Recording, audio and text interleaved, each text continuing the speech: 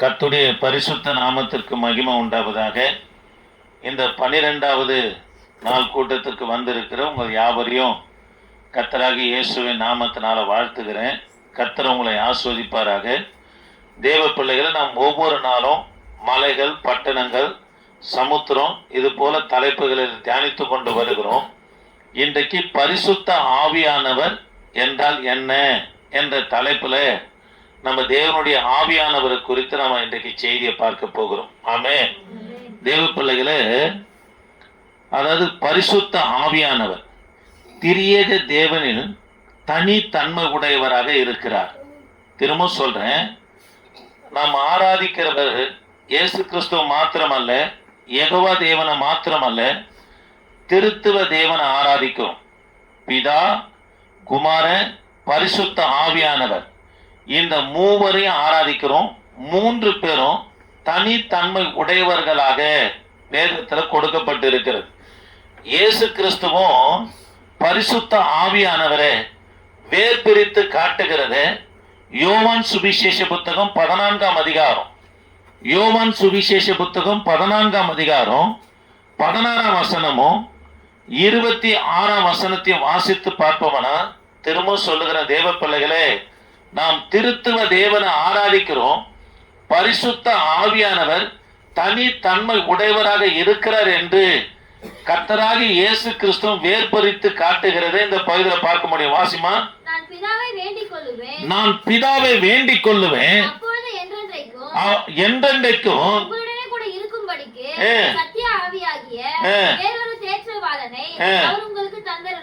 கவனிக்கலாம். சீஷர் இடத்துல ஏசப்பா பேசும்போது, கொஞ்ச நாளைக்கு என்ன காண்பீங்க, பிற்பாடு என்ன காண மாட்டீங்கன்னு சொன்ன உடனே சீஷர்களுக்கு துக்கம். இங்க இயேசு கிறிஸ்து தன்னுடைய மரணத்தை குறித்து சொல்லுகிறார். இதனால துக்கம் காணப்பட்ட உடனே இவரை நம்பி எல்லாவற்றையும் விட்டு வந்த இவரு நம்மளை விட்டு போயிடுவன்னு சொல்றாரு என்று சீஷர்களுக்குள்ள துக்கம் காணப்பட்ட பிற்பாடு ஏசப்பா சொல்றாரு, நான் உங்களை திக்கற்றவர்களாம் விட நான் போன பிற்பாடு என் பிதாவை நோக்கி நான் வேண்டிக் கொள்ளுவேன், என்றென்றைக்கு உங்களோடு இருக்கும்படி பரிசுத்த ஆவியானவர் உங்களுக்கு என்ன பண்ணுவாராம், கட்டளை இடுவார் என்று சொல்லுகிறார். ஆக தேவ பிள்ளைகளே, இயேசு கிறிஸ்துவ பரிசுத்த ஆவியானவர் தனித்தன்மை உடையவராக இந்த இடத்துல வேர் பிரித்து காட்டுகிறத பார்க்கிறோம். திரும்ப சொல்லுகிறேன், நான் போறேன், உங்களை திக்கற்றவர்களை விட உங்களோடு கூட என்றென்று இருந்து வாசம் பண்ணும்படியா, உங்களை நடத்த, உங்களுக்கு சத்தியத்தை போதிக்க, உங்களுக்கு உணர்த்தக்கூடிய, என்றென்று உங்களோடு இருக்கும்படியான பரிசுத்த ஆவியானவரை என் பிதாவை நோக்கி வேண்டிக் கொள்வேன், அவர் உங்களிடத்துல இருக்கும்படி கட்டளிடுவார் என்று ஏசப்பா இந்த இடத்துல பரிசுத்த ஆவியானவரை வேர் பிரித்து காட்டுகிறத பார்க்கிறோம். இதையே யோவான் சுவிசேஷ புத்தகம் 16ஆம் அதிகாரம் 7ஆம் வசனம் 14ஆம் வசனம் இவர்களிலும் ஏசப்பா வேர் பிரித்து பரிசுத்த ஆவியானவர் என்ன பண்ணா காட்டுகிறார். ஆமென். தேவ பிள்ளைகளே, ஆவியானவர் மூவரிலே தனியா காட்டப்படுகிறார் என்று சொல்லி வேதாகமத்தில் ஆவியானவர், இந்த பிதா, குமாரன், பரிசுத்த ஆவியானவர், இந்த மூவரில பரிசுத்த ஆவியானவர் தனியே காட்டப்படுகிறது எங்க பார்க்கலாம்னா, மத்தேயு சுவிசேஷ புத்தகம் வாசிக்கலாமா? மத்தேயு சுவிசேஷ புத்தகம் 3ஆம் அதிகாரம் 16ல இருந்து 17 வரைக்கும் நாம் வாசித்து பார்ப்போம்னா, இயேசு ஞானஸ்தானம் பெற்று கரையேறின உடனே பாருங்க, முதல்ல சொன்ன இயேசுவானவர் பரிசுத்த ஆவியானவரை தனித்து காட்டுகிறார். என்றென்றைக்கு உங்களோடு இருக்கும்படி நான் பிதான பண்ணுவாரு, அனுப்புவார் என்று சொல்றார் பரிசுத்த ஆவியானவர். இங்கே ஆவியானவர் மூவர்ல தனித்து காட்டப்படுகிறது வேதத்துல. இயேசு கிறிஸ்து ஞானஸ்தானம் எடுத்து யோமாஸ்தானங்களால கரையேறின போது வானம் திறக்கப்படுகிறது. பரிசுத்த ஆவியானவர் புறாவின் ரூபம் கொண்டு யார் மேல வந்து உட்கார்றாரு, அமருகிறார். அதாவது இயேசு கிறிஸ்து தம்மேல் அமர்ந்த பிற்பாடு வானம் திறக்கப்படுகிறது. பிதா சாட்சி கொடுக்கிறார், இவர் என்னுடைய நேச குமாரன் என்று சாட்சி கொடுக்கிறார். தேவ பிள்ளைகளே, இந்த இடத்துல மூவரை தனித்தனியாக நம்ம காட்டப்படுகிறார். இயேசு கிறிஸ்து கரையேறுகிறார். பரிசுத்த ஆவியானுடைய அபிஷேகம் புறாவின் ரூபம் கொண்டு கிறிஸ்து மேல இறங்குகிறார், வானம் திறக்கப்படுகிறது, பிதா சாட்சி கொடுக்கிறார், இவர் என்னுடைய நேசகுமாரன் என்று. ஏன் நேசகுமாரன் என்று சொல்றாருன்னா, ஞானஸ்தானம் எடுக்கிற வரைக்கும் இவர் யாருடைய வம்சத்திலிருந்து வந்தவர் என்று வேதம் அவர் அடையாளப்படுத்தின்னு இருக்குதுன்னா, தாவீதுடைய வம்சத்துல வந்தாரு, தாவீதுடைய வம்சம் ஈசாயின் வம்சம் என்று சொல்லி, ஆகவேதான் தாவீதின் குமாரனை என்று சொல்லி அழைக்கப்படுகிறது. இப்போ பரிசுத்தாவின் அபிஷேகம் இயேசு கிறிஸ்து மேல இறங்கின உடனே பிதாவாகிய தேவன் சொல்றாரு, இவர் அதாவது தாவீதுடைய குமாரன் அல்ல, என்னுடைய நேச குமாரன் என்று பிதானவர் இயேசு கிறிஸ்து குறித்து இந்த இடத்துல சாட்சி கொடுக்கிறார். ஆமென். ஆக தேவ பிள்ளைகளே, அதாவது ஆவியானவர் மூவரில் தனித்து இந்த இடத்துல காட்டப்படுகிறார். மத்தேயு சுவிசேஷ புத்தகம் 2வது எங்க காட்டப்படுறார் பாருங்க. மத்தேயு சுவிசேஷ புத்தகம் 28ஆம் அதிகாரம் 19ஆம் வசனத்தை நீங்க வாசித்து பார்ப்பீங்கன்னா, 19ஆம் வசனத்தை வாசித்து பார்ப்பீங்கன்னா, சீஷரிடத்துல சொல்றாரு, நீங்க புறப்பட்டு போய் அநேகரை சீஷராக்கி, வாசிங்கம்மா. ஆகையால் நீங்கள் புறப்பட்டு போய் சகல ஜாதிகளையும் சீஷராக்கி, கவனிக்கலாம், இந்த இடத்துல வேர் பிரித்து காட்டுகிறத பார்க்கிறோம். அதாவது பரிசுத்த ஆவியானவர் தனித்து காட்டப்படுகிறது. சீஷர்களுக்கு சொல்லுகிறார், போங்க அநேகரை சீஷராக்கி, பிதா குமாரன் பரிசுத்த ஆவி நாமத்தினால் என்ன பண்ண, அவர்களுக்கு ஞானஸ்தானம் கொடு என்று சொல்லுகிறார். அது மாத்திரமல்ல, வசனத்தை சொல்லிக்கின்னு போயிடுறேன். 2 கொரிந்தியர் 8ஆம் அதிகாரம் 21ஆம் வசனம், 2 கொரிந்தியர் 13:14, எபேசருக்கு நிருபம் 3ஆம் அதிகாரம் 14-15, யூதா எழுதின பொதுவான நிருபம் 20ஆம் வசனத்துல பரிசுத்த ஆவியானவர் தனித்து வேர் பிரித்து காட்டப்படுகிறது இந்த இடத்துல பார்க்கிறோம். ஆமே தேவ பிள்ளைகளே, அது மாத்திரம் இல்லைங்க, பாருங்க, பரிசுத்த ஆவியானவர் படைப்பிலும் அவருடைய பங்கு இருக்கிறது. யோபுவின் சரித்திர புத்தகம் 3வது காரியத்தை சொல்றேன். முதல் காரியம் கவனிக்கலாம், இயேசுவால அவரு வேர் பிரித்து காட்டப்பட்டார் என்று பார்த்தோம். 2வது ஆவியானவர் மூவரில் தனித்து காட்டப்படுகிறது வேதம் என்று சொல்லி ஒரு 2 குறிப்பும் சில வசனங்களும் உங்களுக்கு சொல்லி இருக்கிறேன். 3வது தேவ பிள்ளைகளே, ஆவியானவர் படைப்புல, அதாவது வானம் பூமி மனுஷன மிருக ஜீவன்களுடைய படைப்புல யாருடைய பங்கு இருக்குன்னா, பரிசுத்த ஆவியானுடைய பங்கு இருக்கிறது. யோபுவின் சரித்திர புத்தகம் 33ஆம் அதிகாரம் 4ஆம் வசனம் கொஞ்சம் வாசிக்கலாமா? தேவனுடைய ஆவியானவர் என்னை உண்டாக்கினார். பாருங்க, யோபு சொல்லுகிறாரு, திரும்ப வாசிக்கலாமா? பாருங்க, தேவனுடைய ஆவியானவர் என்னை உண்டாக்கினார், சர்வ வல்லவருடைய சுவாசம். பாருங்க, மனுஷனை கர்த்தர் மண்ணுனால படைத்து சுவாசம் தான் நாசில ஊழுதுகிறார். பரிசுத்த ஆவியானவர் ஊதப்பட்ட பிற்பாடு அவருக்குள்ள என்ன வந்ததான்? உயிர் வந்தது. வந்ததா? அல்லேலூயா. ஜீவ ஆத்தும் ஆனான் என்று சொல்லி பார்க்கிறோம். தேவ பிள்ளைகளே, படைப்பிலும் பரிசுத்த ஆவியானுடைய பங்கு இந்த இடத்துல பார்க்கிறோம். அதே சங்கீதங்களின் புத்தகம் 104:30 வசனத்துல வாசிக்கலாமா? நீர் உம்முடைய ஆவியை அனுப்பும் போது, கவனிக்கலாம் தேவ பிள்ளைகளே, ஆதியாகமும் 1ஆம் அதிகாரம் 2ஆம் வசனத்துல ஜலத்து மேல ஆவியானவர் என்ன பண்ணாராம்? அசவாடி கொண்டிருந்தார் என்று பார்க்கிறோம். இந்த இடத்துல பார்க்கிறோம், ஆவியானவர் குறித்து மாத்திரம் சொல்லிக்கிற வரேன். படைப்புல 3 பேருடைய பங்கு இருக்குது. இதுல ஆவியானுடைய பங்கு குறித்து நம்ம பார்க்கிறோம். இந்த சங்கீதம் 104:30 கொஞ்சம் வாசிக்கலாமா?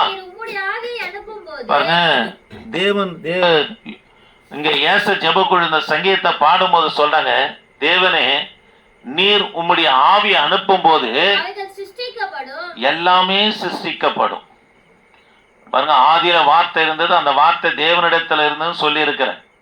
ஆதியில வார்த்தை என்பது தேவனுடைய வாயில, கர்த்தர் நாவுல என்னவாய் காணப்பட்டார்னா இயேசு கிறிஸ்து வார்த்தையாய் காணப்பட்டார். வானங்கள் உண்டாக கடவுது என்று சொன்னோன்னு இயேசு கிறிஸ்து போய் வானங்களை படைக்கிறார். பிதா சொல்ல கிறிஸ்து படைக்கிறார். இங்க சங்கீதக்காரர் குறிப்பு கொடுக்கிறாரு, படைப்புல யாருடைய பங்கு இருக்குதான்? ஆவியானுடைய பங்கு இருக்கிறது சொல்றாரு பாருங்க. நீர் உம்முடைய ஆவியை அனுப்பும் போது அவைகள் சிருஷ்டிக்கப்படும். அல்லேலூயா. அப்போ படைப்புல யாருடைய பங்கு இருக்குதுன்னா பரிசுத்த ஆவியானுடைய பங்கையும் இங்க சங்கீதத்துல பார்க்கிறோம். தேவ பிள்ளைகளே, எசேக்கியேல் தீர்க்க தரிசன புஸ்தகம், எசேக்கியேல் தீர்க்க தரிசன புஸ்தகம் 34ஆம் அதிகாரம் 14ஆம் வசனத்தை வாசிக்கலாமா? 14ஆம் வசனத்தை 37:14 37:14 என் ஆவியை உங்களுக்குள் வைப்பேன். கவனிக்கலாம். எசேக்கியேல் தீர்க்கதரிசியே ஒரு பள்ளத்தாக்குக்கு கொண்டு போகிறார். உலர்ந்த எலும்புகள் எல்லாம் உலர்ந்து போயிருக்கு. அப்படி தட்டினா ஒரு எலும்போடு ஒரு எலும்பு தட்டினா மாவா கொட்டுகிறது போல உலர்ந்து போயிருக்கிறது. அந்த எலும்புகளுக்கு அதாவது ஆண்டவர் சொல்றார், பிரசங்கம் பண்ணுன்றார். உயிர் வரமான்னு கேட்கிறாரு. அதெல்லாம் சொன்னா நேரம் ஆயிடும். கவனிக்கலாம். எல்லாவற்றையும் ஆண்டவர் சொல்றதெல்லாம் எசேக்கியேல் தீர்க்கதரிசி சொல்லிக்கினே வரார். எலும்புகள் ஒன்றோடு ஒன்று சேருது. திரளாய் அந்த பள்ளத்தாக்கு முழுவதும் இருக்கிற எலும்புகள் எல்லாம் எந்தெந்த எலும்பு எங்கெங்க இருக்கணுமோ தலை கறி கால் எல்லாம் வந்து ஒன்று சேருது பாருங்க. தசைகள் உண்டாகிறது, நரம்புகள் உண்டாகிறது, தோல் மூடப்படுகிறது. 14ஆம் வசனத்துல என்ன நடக்குது பாருங்க. என் ஆவியை உங்களுக்குள் வைப்பேன், நீங்க உயிர் அடைவீர்கள். அம்மே. அப்போ தேவ பிள்ளைகளை, ஆவியானுடைய தன்மை படைப்புல என்னவா இருக்குன்னா உயிர்ப்பிக்கிற தன்மையாய் காணப்படுகிறது. ஆமே. அல்லேலூயா. இந்த தரிசனத்தை எதுக்காக எசேக்கியேல் தீர்க்கதரிசிக்கு கர்த்தர் காண்பிக்கிறார்னா, பாபிலோன் சிறையிருப்புல இருக்கிற யூத ஜனங்களுடைய நிலைமை எப்படி இருந்ததுன்னா உலர்ந்து போன எலும்பை போல காணப்பட்டது. இனி நம்முடைய சிறையிருப்புல இருந்து நம்ம மீள முடியாது, நம்ம வாக்குத்தத்தம் பண்ணப்பட்ட தேசம் கானானுக்கு நம்ம போக முடியாது, எருசலேமை போய் சுதந்தரிக்க முடியாது, நம்ம எங்கதான் இருக்க போறோம்? பாபிலோன்லயே தான் இருக்க போகிறோம் என்று இந்த நிலைமையில இருக்கும் போது தான் கர்த்தர் இந்த தரிசனத்தை காண்பிக்கிறார். உலர்ந்து காணப்படுகிற உங்க நம்பிக்கையை நான் உயிர்ப்பிப்பேன் என்று கர்த்தர் காண்பிக்கிறேன். நீங்க எங்க போக போறீங்க? யூதயாவுக்கு பாபிலோன்ல இருந்து போக போகிறேன்னு சொல்லி இந்த தரிசனத்தின் வாயிலாக கர்த்தர் உறுதிப்படுத்துகிறார். ஆக தேவ பிள்ளைகளை, படைப்புல பரிசுத்த ஆவியானுடைய தன்மையை என்னவா இருக்கிறது என்று யோபு 33:4, சங்கீதம் 104:30, எசேக்கியேல் தீர்க்க தரிசன புஸ்தகம் 37:14 அவருடைய தன்மையை உயிர்ப்பிக்கிற தன்மையா இருக்கிறது. ஆமே. அல்லேலூயா. தேவ பிள்ளைகளை, ஆவியானுடைய வார்த்தைக்கு செவி கொடுத்து அவருடைய ஏவுதலுக்கு அவருடைய உணர்த்துதலுக்கு யாரு கீழ்ப்படுகிறாங்களோ அவருக்கு சாய்க்கிறாங்களோ அவங்கள கர்த்தர் உயிர்ப்பிப்பாருங்க, உருவாக்குவாருங்க. தீர்க்கதரிசியா, அப்போஸ்தலனாய், தேவனுடைய மனுஷனாய் கர்த்தர் அவனை உருவாக்குவார். அவருடைய வார்த்தைக்கு என்ன பண்ணா, அவர் ஏவும் போதும் அவர் பேசும் போதும் அவர் உணர்த்தும் போதும் அவருடைய சத்தத்துக்கு நம்ம கீழ்ப்படியும் போது அவர்கள் ஆண்டவர் உருவாக்குற தேவன். ஆமே. அப்போ படைப்புல அவருடைய தன்மை என்னவாய் காணப்பட்டதுன்னா உயிர்ப்பிக்கிறத நம்ம இருக்கிறது என்று சொல்லி பார்க்கிறோம். ஆமே. சரி, 4வது காரியம் தேவ பிள்ளைகளே, பரிசுத்த ஆவியானவர் ஒரு நபரை போல நம்ம பாதிக்கப்படுவார். ஒரு நபரை போல, ஒரு மனுஷன் எப்படி பாதிக்கப்படுகிறானோ அது போல பரிசுத்த ஆவியானவர் என்ன பண்ணா பாதிக்கப்படுகிறார் என்று சொல்லி ஏசாயா தீர்க்க தரிசன புஸ்தகம் 63:10, எபேசருக்கு எழுதின நிருபம் 4ஆம் அதிகாரம் 30ஆம் வசனம் கொஞ்சம் வாசிக்கலாமா? அவர்களோ கலகம் பண்ணி அவருடைய பரிசுத்த ஆவியை விசனப்படுத்தினார்கள். பாருங்க, பரிசுத்த ஆவியை விசனப்படுத்தினாங்க. அவர் அவர்களுக்கு சத்துருவாய் மாறி அவரே அவர்களுக்கு விரோதமாய் யுத்தம் பண்ணினார். ஆமே. கவனிக்கலாம். முதல் காரியம் திரும்ப சொல்றேன். 4வது காரியம், பரிசுத்த ஆவியானவர் ஒரு நபரை போல, ஒரு மனுஷனை போல அவர் பாதிக்கப்படக்கூடியவராக யார் இருக்கிறார்னா பரிசுத்த ஆவியானவர் இருக்கிறார். நம்ம கலகம் என்று சொல்லுகிறது நம்ம விக்கிரக ஆராதனை அல்லது தேவனுக்கு விரோதமான காரியங்கள் நம்ம செய்யும் போது ஆண்டவர் என்ன பண்ணா விசனப்படுகிறார். பரிசுத்த ஆவியானவர் ஒரு மனுஷனை போல இந்த இடத்துல என்ன பண்ணறான்? துக்கப்படுகிறார். மூலமையில துக்கப்படுகிறார் என்று கொடுக்கப்பட்டிருக்குது. துக்கப்பட்டா பரிசுத்த ஆவியானவர் நமக்கு என்னவா திரும்பிடுவாராம்? சத்துருவா திரும்பிடுவார் என்று சொல்லி பார்க்கிறோம். அதே எபேசியருக்கு நிருபம் 4ஆம் அதிகாரம் 30ஆம் வசனத்தை வாசித்து பார்ப்போம்னா பாருங்க, மீட்கப்படும் நாளுக்கென்று முத்திரையாய் பெற்ற பரிசுத்த ஆவியாளர் என்ன பண்ணாதருங்க, துக்கப்படுத்தாதருங்க. எப்போ பரிசுத்த ஆவியானவர் துக்கப்படுறாருன்னா, பொய் பேசும்போது துக்கப்படுற. 25ல வாசித்தோம், எபேசியர் 4:25 பொய் பேசும்போது அவர் துக்கப்படுகிறாரு. 25ல நம்ம கோபம் கொள்ளும் போது அவர் துக்கப்படுகிறாரு. பிசாசுக்கு இடம் கொடுக்கும் போது அவர் துக்கப்படுகிறாரு. திருடும் போதும் கெட்ட வார்த்தை பேசும் போதும் பரிசுத்த ஆவியானவர் துக்கப்படுகிறார். இவங்களுக்கு கர்த்தர் என்னவாகிறாராம், பரிசுத்த ஆவியானவர் சத்துருவாய் மாறுகிறார் என்று சொல்லி பார்க்கிறோம். தேவ பிள்ளைகளே, 4வது காரியத்துல பரிசுத்த ஆவியானவர் ஒரு நபரை போல பாதிக்கப்படுகிறார் என்பதுல பரிசுத்த ஆவியானவர் என்ன பண்ணா துக்கப்படுகிறவராக இருக்கிறார். எப்போ நம்ம அவருக்கு விரோதமாய் பாவம் செய்யும் போது நம்ம குறித்து பரிசுத்த ஆவியானவர் துக்கப்படுகிறது மாத்திரமல்ல, நமக்கு சத்துருவா அவரே மாறிட்டார். ஆமே. அதனால நம்ம பாவம் செஞ்சா பிசாசு வர தேவையில்லை, ஆண்டவரே நமக்கு விரோதமா திரும்பிடுவார். பரிசுத்த ஆவியானவரே நமக்கு விரோதமா திரும்புவார். இதுதான் என்னாகுமோ 25ஆம் அதிகாரத்துல பீலையம் மந்திரவாதி என்னென்னமோ பண்ணி பார்க்கறான், கர்த்தர் சபிக்க விடலை. என்னாகுமோ 25ஆம் அதிகாரத்துல பீலையம், அதாவது பாலாக் அரசங்கிட்ட சொல்றார், மோவாப்பி பெண்கள் அவங்கள இடத்துல அனுப்பு, அவங்க பாவம் செய்தா ஆண்டுடைய கரமை அவங்களுக்கு விரோதமா திரும்பிடனார். உண்மையாலுமே இஸ்ரவேல் ஜனங்க பாவம் செய்தாங்க. அந்த ஒரு நாள் மாத்திரம் 24,000 பேர் கர்த்தரை அடிச்சார். அப்போ ஆண்டவரே இவங்களுக்கு என்னவா திரும்பிட்டார், பாவம் செய்தா சத்துருவா மாறிடுறாருங்க. உனக்கு சூனியம் வச்சாதான் சத்துரு இல்லை, அதாவது உன்னை எதிர்த்தாதான் சத்துரு கிடையாது. நம்ம பாவம் செய்யும் போது கர்த்தரே ஆவியானவரே நமக்கு என்னவா மாறுறாராம், சத்துருவாய் மாறுகிறாரு என்று சொல்லி பார்க்கணும். இரண்டாவதாக கவனிக்கலாம். இரண்டாவதாக எபிரேயருக்கு எழுதின நிருபம், கொஞ்சம் சீக்கிரம் வாசிக்கலாமா? எபிரேயருக்கு எழுதின நிருபம் 10ஆம் அதிகாரம் 29ஆம் வசனம், 29ஆம் வசனம், 10:29. எபிரேயர் 10:29. தேவனுடைய குமாரனை காலின் கீழ் மிதித்து பரிசுத்தம் செய்த உடன்படிக்கையின் இரத்தத்தை அசுத்தம் என்று எண்ணி கிருபையின் ஆவியை நிந்திக்கிறவன் எவ்வளவு கொடிதான ஆக்கினைக்கு. கவனிக்கலாம். இரண்டாவது காரியம் பாருங்க, பரிசுத்த ஆவியானவர் ஒரு நபரை போல பாதிக்கப்படுகிறதுல அவரை நிந்திக்கும் படலாம், நம்ம நிந்திக்கலாம். அவரை எப்படி நிந்திக்கலாம் என்பதை இங்க எபிரேயர் 10:29 சொல்ற எப்படி நிந்திக்கப்படுவார் என்று சொன்ன தேவ பிள்ளைகளை, திருவிருந்து எடுக்கும் போது நம்முடைய பாவங்களை அறிக்கை செய்யணும், சுத்திகரிக்கணும். ஆண்டவரே இந்த குறை இந்த பாவம் என் இடத்துல இருந்தது, என்னை மன்னிச்சிடும் சொல்லி அழுது மன்னிப்பு கேட்டு திருவிருந்துல பங்கு எடுக்கிறோம். திருவிருந்துல பங்கு எடுத்துட்ட பிற்பாடு திரும்ப அதே பாவத்தை அறிக்கை செய்த பாவத்தை நம்ம செய்யும் போது பாருங்க, அவருடைய குமாரனுடைய ரத்தத்தை தரையில ஊற்றி காலால நம்ம என்ன பண்றோமா, மிதிக்கிறோம். இதனால கிருபையின் ஆவி என்ன பண்றோமா, நிந்திக்கிறோம். இப்படி நிந்திக்கிறவங்க நரகத்துக்கு தப்ப முடியாது என்று சொல்லப்படுகிறது. ஆமே.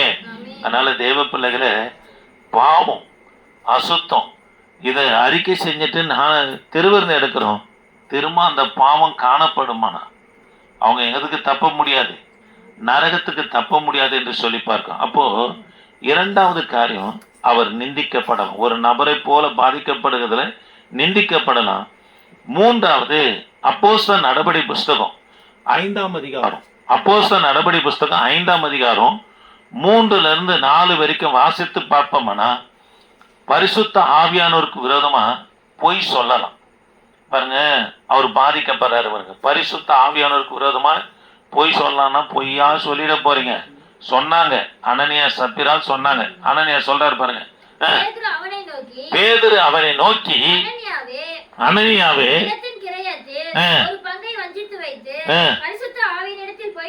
பாருங்க, அதாவது கணவன் மனைவி பொய் சொல்வதில் ஒருமனப்படுறாங்க. ஜெபத்துக்கு ஒருமனப்படல பாருங்க, ஊழியத்துக்கு ஒருமனப்படல, பொய் சொல்வதற்கு ஒருமனப்படுறாங்க. காணியாட்சின்னு சொன்னா சொந்த நிலத்தை வைக்கிறாங்க, மனைவி அறிய ஒரு பங்கு எடுத்து வைக்கிறார். எடுத்து வச்சு தப்பு ஒன்றும் இல்லை, எல்லாத்தையும் கொடுத்தது போல பாவனை காட்டுறாங்களா, அதுதான் தவறாய் காணப்பட்டது. ஆகவேதான் பேதுரு சொல்றாரு, பரிசுத்த ஆவியானோடத்துல பொய் சொல்லும்படி சாத்தான் உன் இருதயத்தை நிரப்பினது சாத்தான் உன் இருதயத்தை நிரப்பினது என்ன? அதை விற்கும் முன்னே அது உன்னுடையதா இருக்கவில்லையோ, அதை விற்ற பின்பும் அதன் கிரயம் உன் வசத்தில் இருக்கவில்லையோ, நீ உன் இருதயத்திலே இப்படிப்பட்ட எண்ணம் கொண்டது என்ன?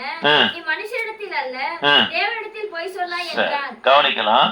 மூன்றாவது காரியம், ஆவியானோருக்கு விரோதமாய் பொய் சொல்லலாம்.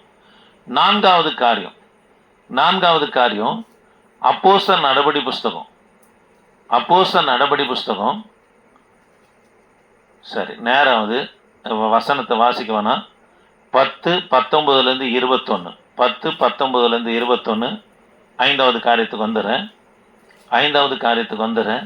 அப்போஸ்தலர் 3ஆம் அதிகாரம் 9ஆம் வசனத்தை வாசிக்கலாமா? 3ஆம் அதிகாரம் 9. அவன் நடக்கிறதையும் தேவனை துதிக்கிறதையும் ஜனங்கள் எல்லாரும் கண்டு. சரி, இல்லைன்னா 5:9 வாசிங்கம்மா. 5:9 வாசிங்க. 5:9 5ஆம் அதிகாரம். கர்த்தருடைய ஆவியை சோதிக்கிறதற்கு பாருங்க, கர்த்தருடைய ஆவியை சோதிக்கிறதற்கு ஒருமனப்பட்டது என்ன? சரி பாருங்க, பரிசுத்த ஆவியானவர் சோதிக்கிறாங்க. பாருங்க, 4 காரியத்தை பார்த்தோம். பரிசுத்த ஆவியான ஒரு நபரை போல பாதிக்கப்படுறாரு. ஒன்று துக்கப்படுத்தலாம், இன்னொன்று நிந்திக்கலாம், அவருக்கு விரோதமாக பொய் சொல்லலாம், அவரே என்ன பண்ணலாம்? சோதிக்கலாம். இப்போ ஆண்டவர் சொல்றாரு, நீங்க மறைத்து இப்போ யாரை சோதிக்கிறீங்க?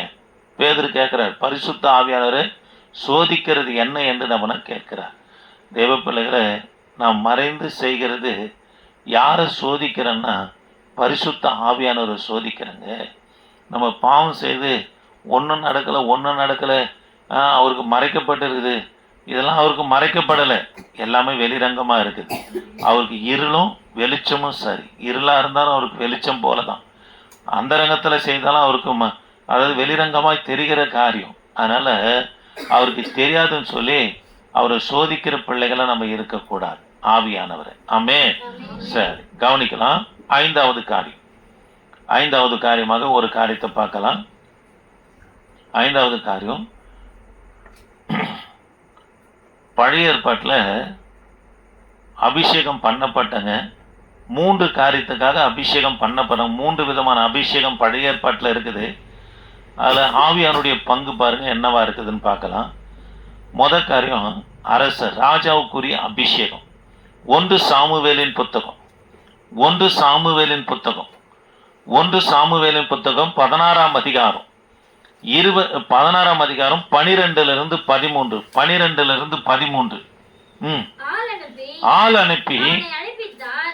ஆள் அனுப்பி தாவீதை அழைப்பித்தாங்க. அவன் சிவந்த மேனியும் அழகிய கண்களும். பாருங்க, தாவீது பார்ப்பதற்கு எப்படி இருந்தாராம்? சிவந்த மேனி, அழகான கண்கள், நல்ல ரூபமுடையவராக இருந்தார். இவன் தான் அபிஷேகம் பண்ணி என்றார். அப்பொழுது சாமுவேல் கையில கொம்பை எடுத்து அவனை அவன் சகோதரர் நடுவிலே அபிஷேகம் பண்ணினார். அந்நாள் முதற்கொண்டு கர்த்தருடைய ஆவியானவர் தாவீதின் மேல் வந்து இறங்கினார். அல்லேலூயா.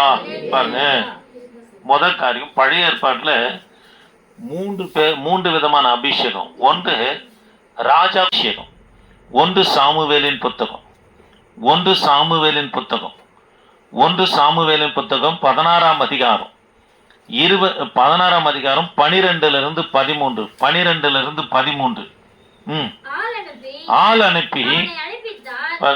அனுப்பி தாவீதை அழைப்பித்தாங்க. அவன் சிவந்த மேனியும் அழகிய கண்களும். பாருங்க, தாவீது பார்ப்பதற்கு எப்படி இருந்தாராம்? சிவந்த மேனி, அழகான கண்கள், நல்ல ரூபமுடையவராக இருந்தார். இவன் தான் அபிஷேகம் பண்ணி என்றார். அப்பொழுது சாமுவேல் கையில கொம்பை எடுத்து அவனை அவன் சகோதரர் நடுவிலே அபிஷேகம் பண்ணினார். அந்நாள் முதற்கொண்டு கர்த்தருடைய ஆவியானவர் தாவீதின் மேல் வந்து இறங்கினார். அல்லேலூயா. பாருங்க, முதல் காரியம், பழைய ஏற்பாட்டுல 3 விதமான அபிஷேகம். 1 ராஜாக்குரிய அபிஷேகம். இதுல பரிசுத்த ஆவியானுடைய பங்கை பாருங்க. சாமுவேல் தீர்க்கதரிசனத்துல கர்த்தர் சொல்றாரு, இவனை தான் நான் இஸ்ரவேலுக்கு ராஜாவாக தெரிந்து கொண்டேன்னு சொல்லி தாவீதை அடையாளப்படுத்தினோடனே தைல குப்பி எடுக்கிறார். தாவீது தலைமையில அபிஷேக தைலத்தை ஊற்றி பாருங்க ஜெபம் பண்றாரு. சாமுவேல் தீர்க்கதரிசி ஜெபம் பண்றாரு, பரிசுத்த ஆவியானவர் யார் மேல வந்து இறங்குறாரு? தாவீது மேல. ராஜா கூறிய அபிஷேகம் யார் மேல இறங்குதுன்னா தாவீது மேல இறங்குறத பார்க்கிறோம். தேவ பிள்ளைகளே, நம்மளை கர்த்தர் எந்த ஸ்தானத்துல வைக்கிறாரோ அதற்காக நம்ம ஜெபிக்கணும். ஏசப்பா, நான் சுவிசேஷம் சொல்ல போறேன், அதுக்கு வேண்டிய ஆவியை கிருபை எனக்கு தாங்கப்பான்னு கேட்கணும். இன்றைக்கு கூட நம்ம சர்ச்சு பேஸ்மெண்ட்டில் உட்காந்து ஜெபம் பண்ணும்போது, ஏசப்பா இவ்வளோ பெரிய ஊழியம் கொடுத்துருக்கேன், பெரிய ப்ராஜெக்ட், இது பெரிய ஊழியம், அது படிப்பும் கிடையாது ஒன்றுமும் கிடையாது, ஆனாலும் கொண்டு வந்து என்னை நிறுத்திருக்கேன், இதை செய்ய எனக்கு கிருபை தாங்கப்பா, ஆவியானவர் எனக்கு ஒத்தாசையாக இருக்க உதவி செய்யணும்னு சொல்லி ஆண்டவரிடத்துல வேண்டினேன். ஆக தேவ பிள்ளைகளே, கர்த்தர் நமக்கு என்ன ஊழியத்தை கொடுக்கிறாரோ அதுக்கு தேவையான கிருபையை ஆவியானுடைய நடத்துதல் என்ன பண்ண நம்ம கேட்கணும். அப்போ தாவீதை அபிஷேகம் பண்ணின உடனே பரிசுத்த ஆவியானவர் அவர் மேல என்ன பண்றாரு? இறங்கினார் என்று சொல்லி பார்க்கிறோம். ஆமென். பாருங்க, ஆசாரிக்குரிய அபிஷேகம். இரண்டாவது ஆசாரியனுக்குரிய அபிஷேகம் யாத்ராகமம் 29:7. யாத்ராகமம் 29:7. 29:7. அபிஷேக தைலத்தையும் எடுத்து அவன் தலையின் மேல் வார்த்து அவனை அபிஷேகம் செய்வாயாக. அபிஷேகம் செய்வாயாக. கவனிக்கலாம். இரண்டாவது ஆசாரனுக்குரிய அபிஷேகம். அபிஷேகம் செய்த உடனே பாருங்க, ஆவியானவர் அவர் மேல என்ன பண்ற? ஆசாரத்துக்குரிய அபிஷேகம் ஊற்றப்படுகிறது. மூன்றாவதாக தீர்க்கதரிசி. 1 ராஜாக்களின் புத்தகம் 19ஆம் அதிகாரம் 16ஆம் வசனம். 19:16. 1 ராஜாக்கள் 19:16. பின்பு இம்சியின் குமாரனாகிய யெகூவை இஸ்ரவேலின் மேல் ராஜாவாக அபிஷேகம் பண்ணி. கவனிக்கலாம், எலியா இடத்துல கர்த்தர் சொல்றாரு, இன்னார் அபிஷேகம் பண்ணுன்றாரு. யெகூவை அபிஷேகம் பண்றாரு. இஸ்ரவேலின் மேல் ராஜாவாக அபிஷேகம் பண்ணி. யெகூவை இஸ்ரவேல் மேல ராஜாவாக அபிஷேகம் பண்ணு. சாப்பாத்தின் குமாரனாகிய எலிசாவை அல்லேலூயா. பாருங்க, தீர்க்கதரிசிக்குரிய அபிஷேகம் தனியா இருக்குதுங்க. ஆமே. பழைய ஏற்பாட்டுல 3 விதமான அபிஷேகம். ஒன்று அரசனுக்குரிய அபிஷேகம், பரிசுத்த ஆவியானவர் ஊற்றப்படுகிறாரு. ஆசாரனுக்குரிய அபிஷேகம், பரிசுத்த ஆவியானவர் ஊற்றப்படுகிறாரு. தீர்க்கதரிசனுக்குரிய அபிஷேகம், ஆவியானவர் என்ன பண்றாரு? ஊற்றப்படுகிறத பார்க்கிறோம். தீர்க்கதரிசி மேல ஊற்றப்படுகிறத பார்க்கிறோம். தேவ பிள்ளைகளே, சாப்பாத்தின் குமாரன் எலிசாவன் என்ன பண்ணு? அபிஷேகம் பண்ணு என்று சொல்லுகிறார். சாப்பாத்தின் அப்படின்னு சொன்னா ஒரு ஜெமீனுக்கு, ஒரு பண்ணையாருக்கு கொடுக்கப்படுகிற ஒரு ஸ்தானம். அது பெரிய பணக்காரன் யாருன்னா எலிசா தீர்க்கதரிசியுடைய தகப்பனார். ஆனா எலிசா பாத்தீங்கன்னா ரொம்ப பலவீனமானவர், குடும்பத்தால ஒதுக்கப்பட்டவராய் காணப்பட்டார். எப்பேற்பட்ட பலவீனம்னா தலையில இருக்கிற முடி கூட உதிர்ந்து போற அளவுக்கு பலவீனம் யாருக்கு காணப்பட்டனா? எலிசாவுக்கு காணப்பட்ட. ஆகவேதான் அவரை மொட்டை தலையான்னு சொல்லி பிள்ளைங்க என்ன பண்ண கிண்டல் பண்ணுது. நீங்க மருத்துவமனையெல்லாம் போய் பார்த்தீங்கன்னா ஒரு சிலர் கருப்பு துணி தலையில கட்டிட்டு இருப்பாங்க. காரணம் என்னன்னா, அவங்களுக்கு ஒரு விதமான பலவீனத்து நிமித்தமா அவங்களுக்கு அந்த மருத்துவம் பார்க்கும்போது அந்த முடியெல்லாம் என்ன பண்ணும்? உதிர்ந்து போயிடும். அது போல பலவீனமா யாரு காணப்பட்டார்னா இந்த எலிசா என்ன பண்ண காணப்பட்டார். எத்தனாவது ஏர்ல நிற்கிறாரு? 12வது ஏர்ல நிற்கிறார். இப்போ அதாவது சாப்பாத்தின்னு சொன்ன ஒரு பெரிய பண்ணை, அதாவது ஜெமீன் மாதிரி. அதாவது எத்தனை டிராக்டர் இப்போ இப்போது சொல்லணும்னா எப்படியும் அவருக்கு விவசாய நிலத்துல 24 டிராக்டர் ஓடுற மாதிரி அந்த அளவுக்கு பெரிய நிலப்பரப்பு. யார் விவசாய நிலம் யாருக்கு இருக்குது? எலிசா தீர்க்கதரிசியுடைய தகப்பனாருக்கு இருக்குது. இவரை வேலை கூட செய்ய தேவையில்ல, பண்ணை, அதாவது ஒரு ஜெமீனுடைய பிள்ளை, எல்லாராலும் ஒதுக்கப்பட்டவரை எலிசா காணப்பட்டார். ஆகவேதான் பாருங்க, எப்படி அந்த நாட்களில் ஏர் ஓட்டுவாங்கன்னா முதல்ல நிற்கிறவன் நல்ல பலசாலியா இருக்கணும். களைப்பு எடுத்து மண்ணில் வச்சு அழுத்தணும். நல்ல, அதாவது காஞ்சி இருக்கிற அந்த மண்ணை அவன் ஓட்டும் போது நல்லா அழுத்தி பிடிச்சணும், நல்ல பலசாலியா இருக்கும். அதுக்கு பிற்பாடு கொஞ்சம் பலம் கம்மியானும். அதுக்கு முன்னாடி 12வது நிற்கிறாங்க பாருங்க, சும்மா ஒப்பு குச்சப்பாவா நிற்கணும் அவங்க. அது போலதான் யாரை நிற்க வச்சுட்டுக்கிறாங்க? எலிசாவை நிற்க வச்சுட்டு இருக்கிறாங்க. எலியா வராரு, எல்லாரும் அந்த முதல் ஏறு ஓட்டுவர் நினைக்கிறாரு நம்ம தான் பலசாலி, நம்ம மேலதான் சாமி வந்து போட போகிறான்னு நினைக்கிறார். ஒருத்தரா கடந்து போயிட்டு பலவீனமாய் காணப்பட்ட எலிசா மேல தன்னுடைய சால்வை போடுகிறார் எலியா. ஆமென். அதனால கர்த்தருடைய தெரிந்து கொள்ளுதல ஒரு அற்புதமானதுங்க. இதுதான் பவுலும் சொல்றார். பலவான்களை வெட்கப்படுத்த முடிய கர்த்தர் யாரை தெரிந்து கொள்கிறார்? பலவீனராக்கி நம்மளை தெரிந்து கொள்கிறார். உன்னை என்னை தெரிந்து கொண்ட நோக்கமே பெரிய காரியம் செய்யறதுக்காக. அந்த நோக்கத்தை அறிந்து பயத்தோடு பக்தியோடு, அதாவது உலக சடங்கு சம்பிரதாயத்துக்கு விலகி கர்த்தருக்குள்ள நீங்க வைராக்கியம் கொள்ளும் போது பலவான்களை வெட்கப்படுத்த முடிய கர்த்தர் உங்களை பயன்படுத்துவார். ஆமென். அல்லேலூயா, அல்லேலூயா. சரி, கவனிக்கலாம். தீர்க்கதரிசிக்குரிய அபிஷேகம். ஆறாவதாக ஆவியானுடைய பங்கு கிறிஸ்துவனுடைய ஊழியத்தில் என்னவா இருந்தது என்று பார்க்கலாம். ஆறாவதாக ஆவியானுடைய பங்கு கிறிஸ்துவன் ஊழியத்தில் என்னவாக இருந்ததுன்னா, மத்தேயு சுவிசேஷ புத்தகம் 1ஆம் அதிகாரம் 18 20, லூக்கா சுவிசேஷ புத்தகம் 1ஆம் அதிகாரம் 35. லூக்கா 1ஆம் அதிகாரம் 35. கொஞ்சம் வாசிக்கலாமா? வாசித்தலாம். 18 20மா. இயேசு கிறிஸ்துவனுடைய ஜனனத்தின் விவரமானது அவருடைய தாயாகிய மரியாள் யோசேப்புக்கு நியமிக்கப்பட்டு இருக்கையில்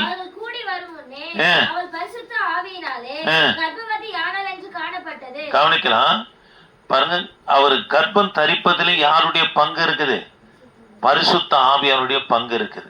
பாருங்க, இயேசு கிறிஸ்துடைய ஊழியத்துல ஆவியானுடைய பங்கு என்னன்னா, முதல் காரியம் அவங்க கூடி வருவதற்கு முன்னே, அதாவது நிச்சயம் பண்ணி 1 வருஷத்துக்கு பிற்பாடுதான் யூத முறையின்படி திருமணம் நடக்கணும், திருமணம் செய்வாங்க. இப்போ யோசேப்புடைய குடும்பம் வர்றதுக்கு முன்பதாக பரிசுத்த ஆவியானவரால் யார் கர்ப்பம் தரிக்கப்படுறது? மரியாள் கர்ப்பம் தரிக்கப்படுறாங்கன்னு சொல்லி பார்க்கிறோம். அப்போ கிறிஸ்துடைய பிறப்பிலும் கருத்தரிப்பிலும் யாருடைய பங்கு இருக்குது? பரிசுத்த ஆவியனுடைய பங்கு குறித்து பார்க்கிறோம். ஞானஸ்தானம் எடுக்கும் போதும் இது வாசித்தோம். மத்தேயு சுவிசேஷ புத்தகம் 3ஆம் அதிகாரம் 16 17. ஞானஸ்தானம் எடுத்து கரையேறின போதும் பரிசுத்த ஆவியானவர் கிறிஸ்து மேல வந்து இறங்குகிறத பார்க்கிறோம். மார்க்கு சுவிசேஷ புத்தகம் 1ஆம் அதிகாரம் 12ஆம் வசனம். 3வது காரியம், சோதனையின் போதும், அதாவது பரிசுத்த இயேசு கிறிஸ்து சோதிக்கப்படும் போது ஆவியானுடைய பங்கு என்னவா இருக்குது பாருங்க.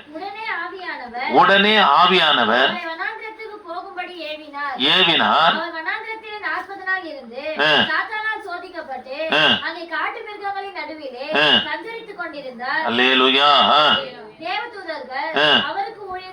சரி, கவனிக்கலாம்.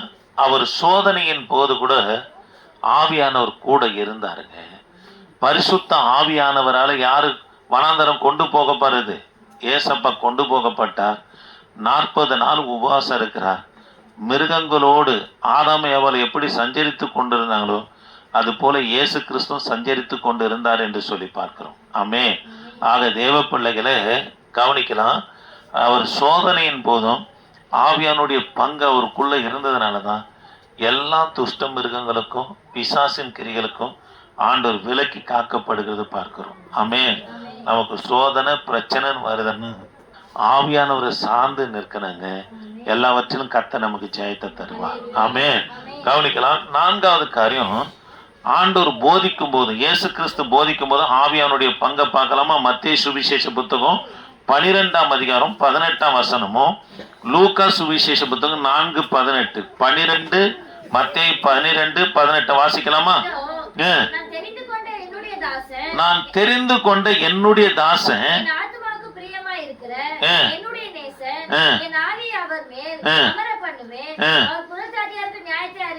பாருங்களேன். இயேசு கிறிஸ்து போதிப்பதற்கு பரிசுத்த ஆவியானவர் அவருக்கு என்னவா இருக்கிறாராம்? துணையா இருக்கிறத பார்க்கிறோம். தேவ பிள்ளைகளே, கிறிஸ்துடைய ஊழியத்துல ஆவியானுடைய பங்கு என்னவா இருக்கிறது என்று சொன்னா, அதாவது அவர் கரு தரிப்பதிலும் பிறப்பிலும் இயேசு கிறிஸ்துடைய பங்கு, அதாவது பரிசுத்த ஆவியினுடைய பங்கு இருக்குது.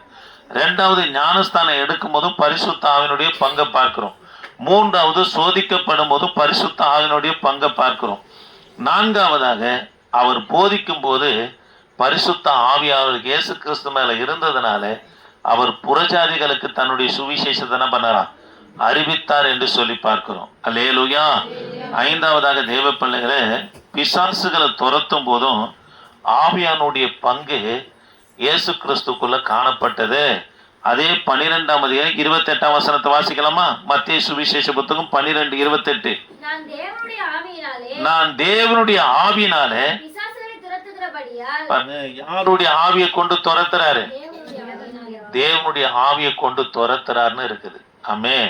அதனால இயேசு கிறிஸ்துவனுடைய ஊழியத்துல அவர் பிசாசை துரத்தும் போதும் தேவ ஆவியை கொண்டு, பரிசுத்த ஆவியை கொண்டு நம்மனா துரத்துகிறத பார்க்கிறோம். ஆவியானவருக்கு எத்தனை நாமங்கள் கொடுக்கப்பட்டு இருக்குதுன்னா நான் பிற்பாடு சொல்றேன். அதுல ஒரு பெயர் நாமங்கள் என்னன்னா தேவ ஆவி. அந்த ஆவினால யாரோ துரத்துறாராம்? பிசாசை துரத்துகிறார் என்று சொல்லி பாருங்க. 31ஆம் வசனமும் 32ஆம் வசனத்தை வாசிக்கலாமா? ஆதலால் நான் உங்களுக்கு சொல்லுகிறேன்,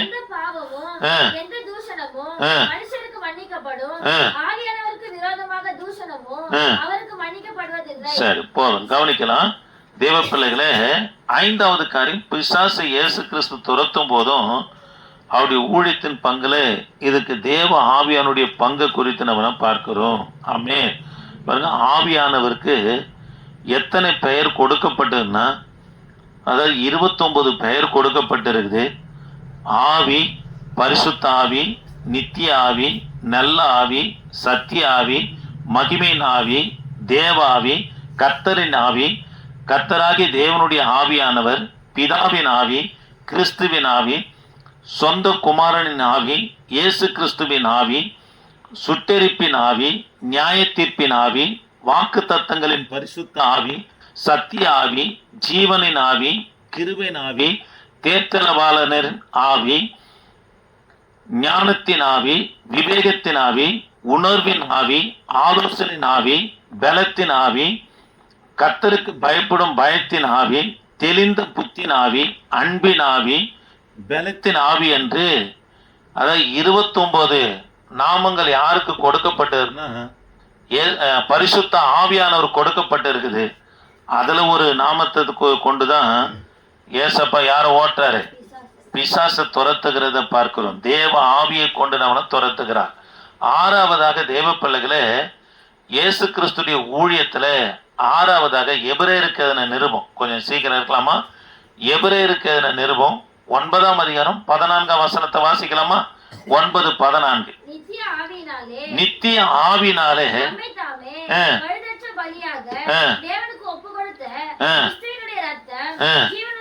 போதும், கவனிக்கலாம். எதனால, அதாவது கிறிஸ்துடைய ஊழியத்துல ஆவியானுடைய பங்கு எதனால அவர் தன்னை மரணத்துக்கு ஒப்பு கொடுத்தார்னா நம்மளை சுத்திகரிக்கும்படியாகுமா? அது யாருடைய பலத்தினால ஒப்பு கொடுக்கப்படுறாருன்னா பரிசுத்த ஆவின் பலத்தினால தன்னை மரணத்துக்கு ஒப்பு கொடுக்கிறார் என்று பார்க்கிறோம். அப்ப ஆறாவது காரியம், மரணத்திலும் கிறிஸ்துவின் மரணத்திலும் யாருடைய பங்கு இருக்குது? ஆவியானுடைய பங்கு குறித்து பார்க்கிறோம். ரோமருக்கான நிருபம் 1ஆம் அதிகாரம் 5ஆம் வசனமும் 8ஆம் அதிகாரம் 11ஆம் வசனத்துல, ரோமர் 1:5, ரோமர் 8:11 கொஞ்சம் வாசிக்கலாமா?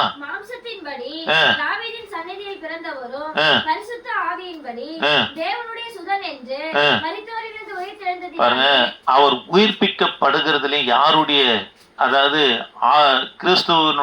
கிறிஸ்துக்குள்ள யாருடைய பங்கு காணப்பட்டதுன்னா ஆவியானுடைய பங்கை பார்க்கிறோம். ஆமே. ஏழாவது காரியம், கிறிஸ்து உயிர் தெழுவதற்கு யாருடைய பங்கு முக்கியமா இருக்குது?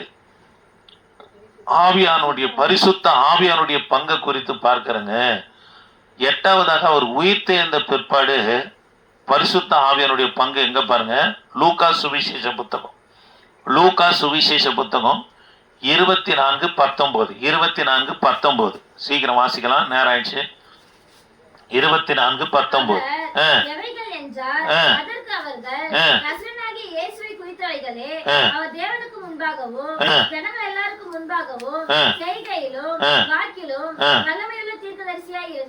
சரி, இங்க கவனிக்கலாம். உயிர் தெழுந்த பிற்பாடு இவர் பாத்தீங்கன்னா ஏசப்பா, அதாவது இன்னொரு வசனத்தையும் வாசித்துருங்க. அப்போஸ்தலர் 1:2-5 வாசிக்கலாமா? 2-5.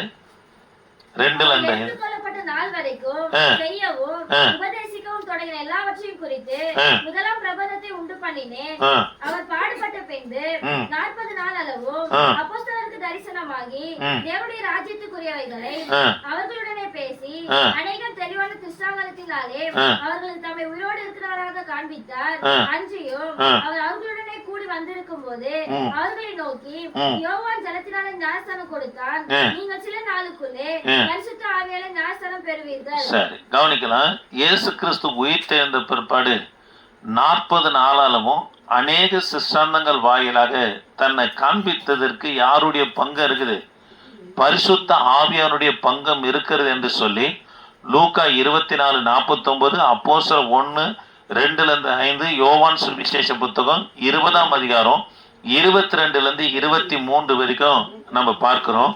தேவ பிள்ளைகளே, கடைசியாக 7வதாக இந்த பரிசுத்த ஆவியானவரை நாம பெறவும் முடியும், இழக்கவும் முடியும். பெறவும் முடியும், இழக்கவும் முடியும். பெறணும், பரிசுத்த ஆவியானவரை பெறணும். கடந்த உபவாச கூட்டத்தில் கூட பார்த்தோம். நம்ம வாஞ்சிக்கும் போது, நம்மளை சுத்திகரிக்கும் போது பரிசுத்த ஆவியான நம்ம மேல ஊற்றப்படுகிறார், பெற்றுக்கொள்ளுகிறோம். அவரை இழக்காம நம்ம என்ன பண்ணா அதை அவரை காத்துக்கொள்ளணும். அதிகால ஜெபம் இல்லைன்னா கூட பரிசுத்த ஆவியானவர் இழந்துருவோம். இதுல சங்கீதங்கள் புத்தகத்துல விளக்கம் இருக்குது, ஆதாரங்கள் இருக்கிறது. அதனால அவர் எப்பெல்லாம் இழக்க முடியும், பெற்ற பரிசுத்த ஆவியானவர் எப்போ இழக்க முடியும்னா, ஜெபம் இல்லைன்னா பரிசுத்த ஆவியானவர் இழந்துருவோம். ஆமாங்க, நீ ஜெபிக்க தான் ஆவியானவர் உனக்குள்ள அனல் கொண்டு காணப்படுவார். ஜெபம் இல்லைன்னா ஆவியானவர் தனிந்து போவார்னா உன்னை விட்டு ஆவியானவரை விலகிடுவார். அதனால அதிகால ஜெபம், என்னதான் நமக்கு கஷ்டம், நஷ்டம், பாடு, தொல்லை, வேலைகள் இருந்தாலும் கூட அதிகால ஜெபம் நமக்குள்ள இல்லைன்னா பரிசுத்த ஆவியானவர் விலகிடுவார். 2வது தேவ பிள்ளைகளை கவனிக்கலாம். யாரை விட்டு விலகிறார்னா, சவுலை விட்டு கர்த்தர் விலகிட்டார். எப்போ விலகிறார்னா, கொடுக்கப்பட்ட ஊழியத்தை செய்யல, தடம் பொருளும் போது பரிசுத்த ஆவியானவர் விலகிறாருங்க. சவுலிடத்துல கர்த்தர் ஈட்டியை கொடுக்கிறார். பெலிஸ்தரை துரத்துற அப்பான்னு சொன்னா, இவர் யாரை துரத்துறாரு? அபிஷேகம் பண்ணப்பட்ட தாவீதை துரத்தனால யாரை விட்டு பரிசுத்த ஆவியானவர் விலகிட்டாரு? சவுலை விட்டு விலகிட்டாருங்க. தேவ பிள்ளைகளை, தடம் புரண்டு ஊழியம் செய்யும் போது கர்த்தர் என்ன ஊழியத்தை கொடுத்தாரோ அந்த ஊழியத்துக்கு செய்ததான் ஆவியானவருக்கு துணையா இருப்பார். மற்ற ஊழியத்துக்கு தேவன் கொடுக்கப்படாத காரியத்துல, உலக காரியம் இல்ல தேவன் கொடுக்கப்படாத ஊழியத்துல நம்ம ஈடுபடுத்தும் போது நம்மளை விட்டு பரிசுத்த ஆவியானவர் விலகிடுவார். அது போலதான் யாரை விட்டு விலகினாரு? இழக்க முடியும். அதாவது சவுலை விட்டு பரிசுத்த ஆவியானவர் விலகிட்டாரு, சிம்சனை விட்டு பரிசுத்த ஆவியானவர் விலகிட்டாரு. கவனிக்கலாம், திரும்ப சொல்றேன், சிம்சன் விபச்சாரம் செய்ததுனால தான் பரிசுத்த ஆவியானவர் விட்டு விலகிட்டார். பாருங்க, இந்த பாவம், அதாவது மற்ற எல்லா பாவமும் சரீரத்துக்கு புறம்பா இருக்கிறது. இந்த ஒரு பாவம் மாத்திரம் சரீரத்தோடு சரீரம் இணைகிறபடினால இந்த பாவத்துக்கு மன்னிப்பே கிடையாதுங்க. இததான் யோவான் 1 யோவான்ல வாசிக்கிறோம். மரணத்துக்கு ஏதுவான பாவத்தை குறித்து நாங்கள் உனக்கு விண்ணப்பம் பண்ண சொல்லன்றார். அதனால எது மரணத்துக்கு ஏதுவான பாவம்? உபச்சாரம். இதுக்கு விண்ணப்பம் பண்ணா கூட கர்த்தர் கேட்க மாட்டேன்றார். அல்லேலூயா. இப்போ ஒருத்தர் விழுந்தார் பாருங்க, அநேக பெண்களிடத்துல அவர் இருப்பதை தான் செல்ல வச்சிருப்பது அவங்க மனைவியும் பார்த்தாங்க. அவர் ட்ரூப்ல மியூசிக் கீபோர்டு வாசிக்க அவங்க மனைவிடத்துல இருந்ததையும் செல்ல வச்சிருந்த அவங்க மனைவி வச்சிருந்த பார்த்த பிற்பாடு இப்போ ஊழியமே இல்லாத போயிடுச்சு. அதனால தேவ பிள்ளைகளை, சிலர் எனக்கு தெரியும் எத்தனை பேர் யாரெல்லாம் இப்படிலாம் இருக்கிறாங்கன்னு சொல்லி நினச்சினுக்கிறாங்க கர்த்தர் தான் கூட இருக்கிறாருன்னு. உண்மையாலுமே அப்பேற்பட்ட ஆட்களுக்குள்ள ஆண்டவர் இல்லைங்க, பிசாசு தாங்க அவங்கள நடத்துறாங்க. பணம் பணம் பணம்னு இருப்பான் அப்பேற்பட்ட ஆள். திருடன். கவனிக்கலாம், ஏன் திருடன் சொன்னா, யூதாசு கூட பார்த்தீங்கன்னா பணம் பணம்னு ஒன்று பரிசுத்த ஆவியானவர் விலகிட்டார். அதனால திருடன் சொல்லி யோவான் சுவிசேஷ புத்தகம் 12ஆம் அதிகாரத்தில் திருடன் என்று யாரு குறிப்பிடப்படுனா, யூதாசு குறித்து குறிப்பிடப்பட்டிருக்கு. யூதாசு பேயை ஓட்டினாரு, வல்லமை கொடுத்தாரு, பரிசுத்த ஆவியானவரால் அபிஷேகம் பண்ணப்பட்டவர். கவனிக்கலாம், அப்போஸ்தலர் பட்டியலில் இருந்தவர், அவரும் அபிஷேகத்தை இழந்தார். ஆமென். அதனால இந்த ஆவியானவரை பெறவும் முடியும், இந்த ஆவியானவரை இழக்கவும் முடியும். இழந்ததுல 3 பேரை பார்த்தோம். ஒன்று யாரு? சவுல், ரெண்டாவது யூதாசு, மூன்றாவது சிம்சனை குறித்து பார்த்தோம். முழங்கால் படிடலாமா? நான்காவதாக அதிகால ஜெபம் இல்லைன்னா கூட ஆவியானவர் நம்மளை விட்டு என்ன பண்ணிடுவார்? விலகிடுவார் என்று பார்த்தோம். கண்களை மூடலாமா? ஆண்டவரை நோக்கி பார்க்கலாமா? நம்மோடு கூட ஆவியானவர் பேசிக்கொண்டு இருந்தாரு. ரீபாலா ஷாபாராபா ஓ ரிகபாலா துருபாரா மேராபாலா சந்துருபாரா கபாலா துரிபியா. ஆமென். சோத்ரேம் சோத்ரேம் சோத்ரேம் சோத்ரேம் சோத்ரேம் சோத்ரேம் சோத்ரேம் சோத்ரேம் சோத்ரேம் சோத்ரேம் சோத்ரேம் சோத்ரேம் சோத்ரேம் சோத்ரேம் சோத்ரேம் சோத்ரேம். தேவ கிருபையே நாங்கள் உம்மை துதிக்கிறோம். வந்ததான ஒவ்வொரு பிள்ளைகளுக்காய் நன்றி செலுத்துங்க. கர்த்தர் நீங்க ஆசீர்வதிங்க. இந்த சத்திய இருதயத்துல கிரியை செய்ய தேவனே நீங்க உதவி செய்யுங்க. இந்த வார்த்தையின் பிரகாரம் நடந்து பரிசுத்த ஆவியானவருக்கு உமக்கு ஆண்டவரே மகிமையாய் பிள்ளைகள் காணப்பட கர்த்தர் நீங்க உதவி செய்வீராக. அது மாத்திரம் இல்லையா ஆண்டவரே, இந்த கான்ஃபரன்ஸ் லைன்ல இருக்கிற பிள்ளைகளை ஆசீர்வதிங்க. யூடியூப்ல கேட்கிற பிள்ளைகளை ஆசீர்வதிங்க. தொடர்ந்து உங்க பிரசன்னம் எங்களோடு இருக்கட்டும். வழி நடத்துங்க. இயேசு நாமத்தை ஜெபிக்க நல்ல பிதாவே, ஆமென். என் ஆத்துமாவே கர்த்தரை ஸ்தோத்திரி, என் மூலமே கர்த்தரி பரிசுத்த நாமத்தை ஸ்தோத்திரி. என் ஆத்துமாவே கர்த்தரை ஸ்தோத்திரி, அவர் செய்த சகல பரமகள். ஆமென். அல்லேலூயா, அல்லேலூயா, அல்லேலூயா. சரி, கர்த்தர் உங்களை ஆசீர்வதிப்பாராக.